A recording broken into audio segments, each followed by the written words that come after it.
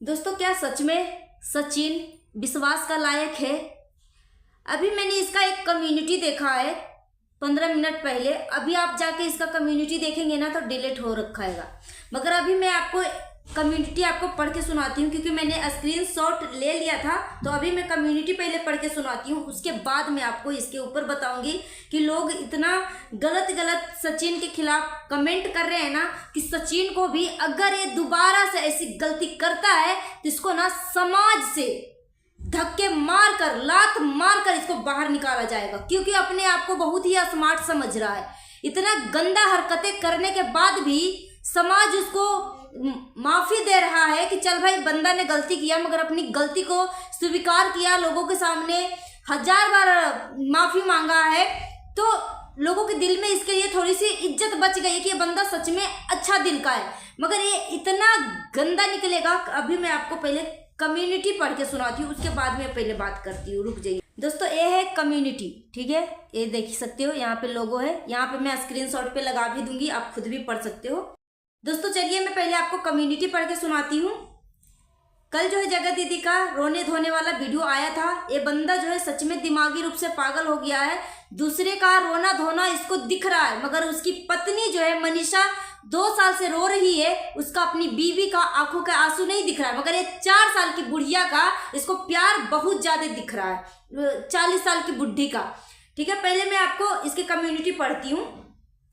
सच कहूं तो अपनी जिंदगी से बहुत परेशान हूं, कुछ भी समझ में नहीं आ रहा, गम में हूं और मुस्कुराना पड़ रहा है, कलेजा फट रहा है लेकिन सुकून बताना पड़ रहा है। कब ठीक होगा कुछ समझ में नहीं आ रहा, कब क्या होगा कुछ पता नहीं।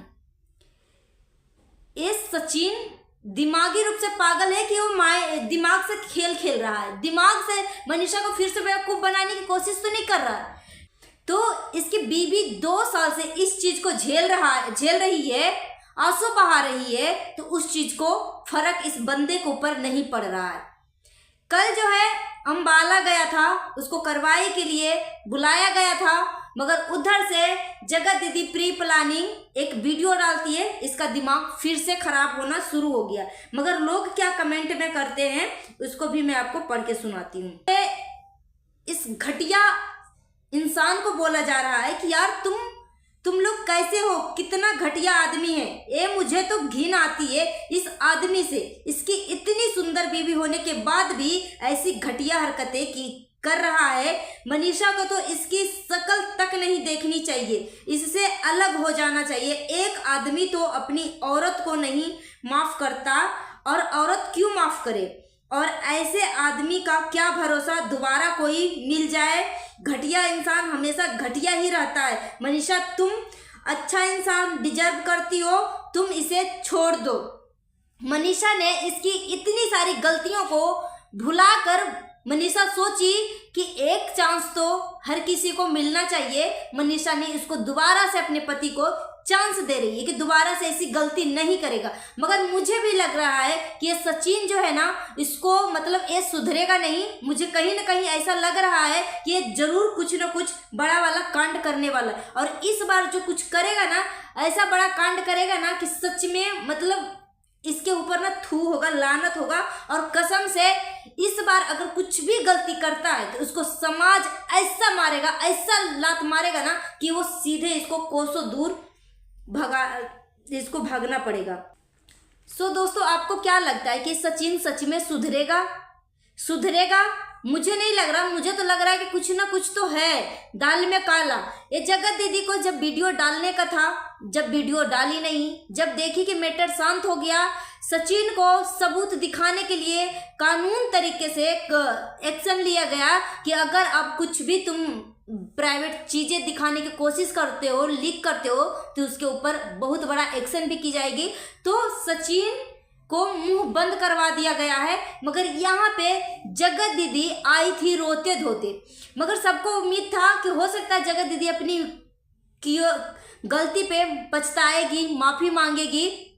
मगर ये औरत इतनी मतलब गिरी हुई है कि ये माफी क्या मांगेगी, ऊपर से बोलती है कि अगर मैं कुछ करती हूँ ना तो 3 लोगों का नाम डाल के जाऊंगी, 3 लोगों का ये नाम डाल के जाएगी, लिख के जाएगी।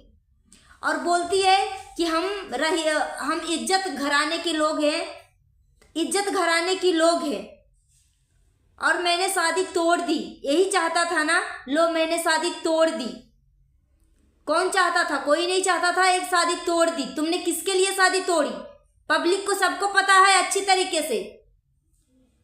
और तुम अपनी रिश्ते में मूव ऑन हो रही थी तो 2 साल से सुमित महल को डेट कर रही थी, तो 2 साल से उस बंदे को इतने सीधे साधे, इसकी फैमिली है, उस बंदे को क्यों बेवकूफ बना रही थी, क्यों धोखे में रखा?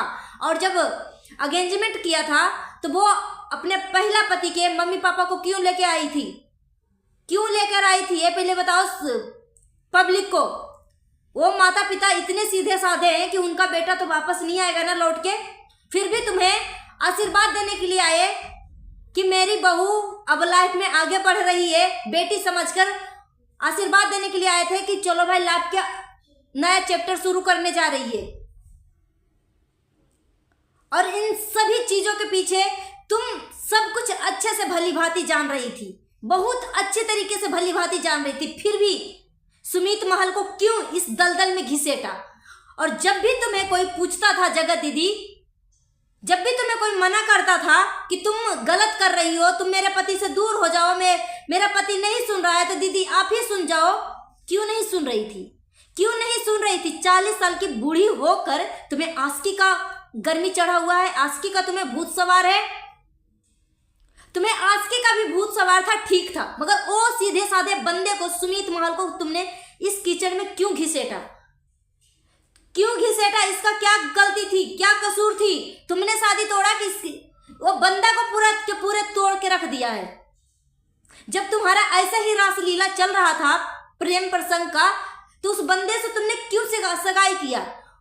वो इतना सीधा साधा इंसान था, इतना सीधा साधा इंसान था कि सब कुछ जानते हुए भी कि ये विडो औरत है, इसकी 6 साल की बेटी है, वो बेटी को भी एक्सेप्ट किया खुशी खुशी।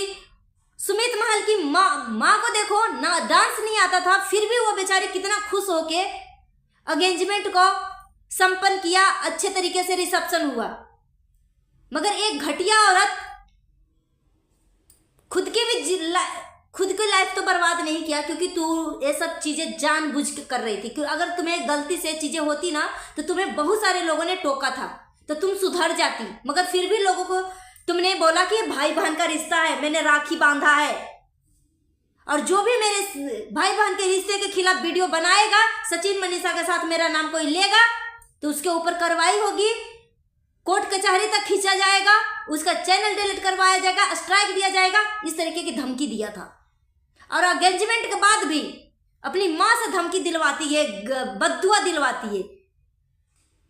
तुम अपने आप को आयरन लेडी समझती हो? आयरन लेडी नहीं, तुम गंदी लेडी हो, गंदी लेडी।